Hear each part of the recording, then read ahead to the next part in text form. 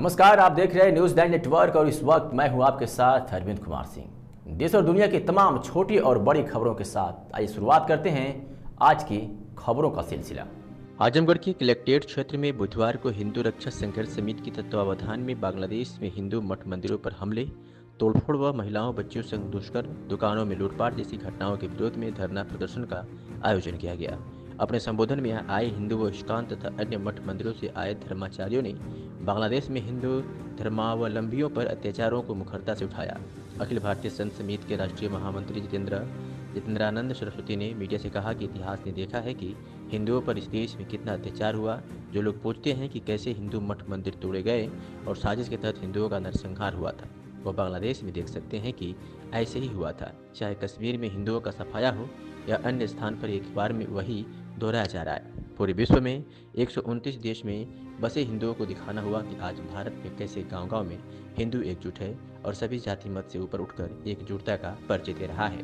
1971 में बांग्लादेश की आज़ादी के समय जिस प्रकार से तत्कालीन प्रधानमंत्री इंदिरा गांधी और तत्कालीन सेनाध्यक्ष सैम मानेकशॉ के बीच वार्तालाप में युद्ध के समय को लेकर चर्चा हुई थी और तत्कालीन सेनाध्यक्ष ने कहा था कि आपको युद्ध लड़ना है कि जीतना है तय कर लीजिए। तब तत्कालीन सरकार ने युद्ध जीतने की बात कही थी।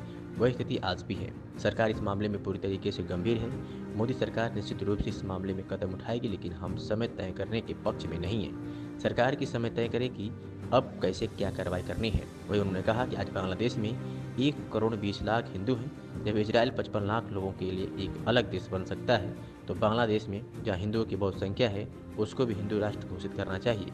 वही भारत के मुसलमान के लिए अलग देश के सवाल को लेकर उन्होंने कहा कि पहले ही जब बंटवारा हो रहा था तब 23% मुसलमान के लिए 30% भूमि दे दी गई थी। जिनको अलग राज्य में रहने की इच्छा है वो पाकिस्तान में चले जाएं। धरना प्रदर्शन के बाद राष्ट्रपति को नामित ज्ञापन जिला प्रशासन को सौंपा गया।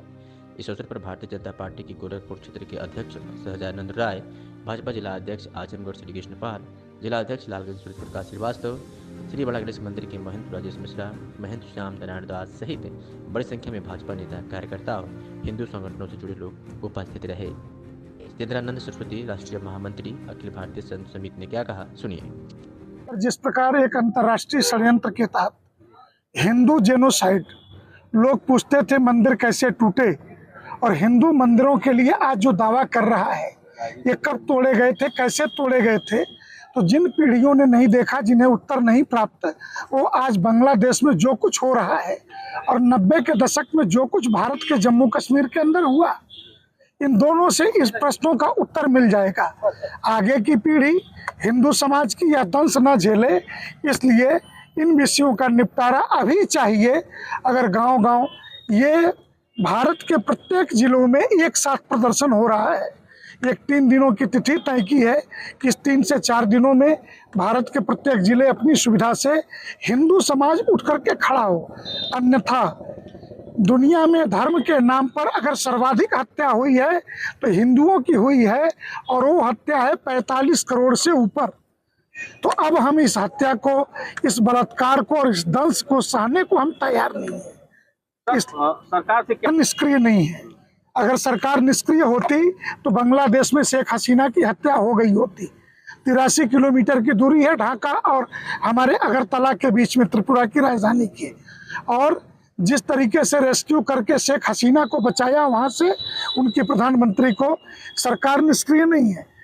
एक एक चीजों पर घटनाक्रम पे नजर रखे हुई है, लेकिन कठोर कदम उठाने के वक्त होते हैं।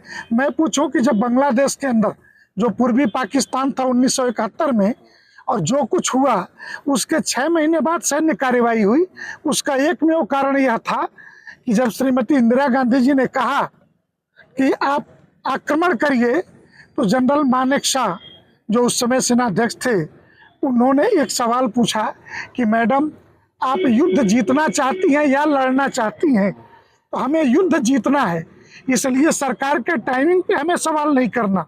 हम सरकार के साथ कैसे कदम ताल करके इस देश का जनमत खड़ा है कि नरेंद्र मोदी जो भी निर्णय लेंगे उस निर्णय के पीछे हम खड़े हैं।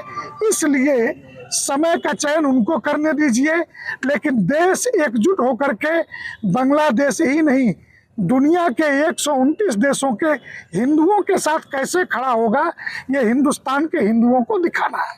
आज आह्वान यह है कि ये जो कुछ हो रहा है इतिहास में भी घटित हुआ था, अगली पीढ़ी के सामने इतिहास न दोहराया जाए, इसलिए जाति पंथ और संप्रदायों के भेद को तोड़ करके हिंदू समाज सड़कों पर उतरे और प्रतिरोध करे। सरकार से मांग कोई?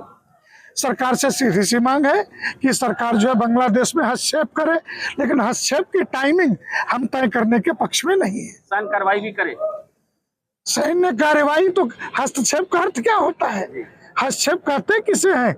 सैन्य कार्रवाई शांति सेना की तरह से सेना उतरे वहां, बिना सेना के उतारे कोई विकल्प नहीं है। और 1 करोड़ 20 लाख हिंदू हैं, 8% हिंदू आबादी है बांग्लादेश में।